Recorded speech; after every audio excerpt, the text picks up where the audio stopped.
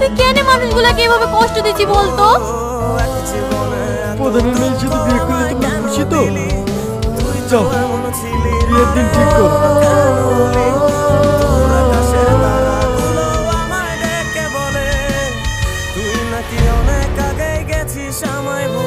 লে পড়িলে চালাইও না। কি রে এখনো রেডি হসনি?